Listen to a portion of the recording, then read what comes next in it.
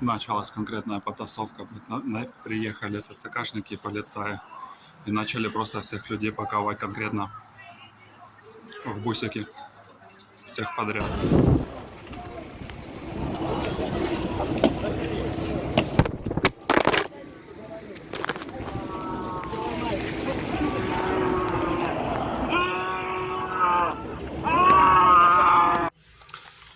Запаковали людей. Приехала куча машин, запаковали просто без разбора людей. И вон уезжают. 1748, 8742, 9397. Просто по беспределу начали паковать людей. Наехала куча, запаковали, загрузили и уезжают.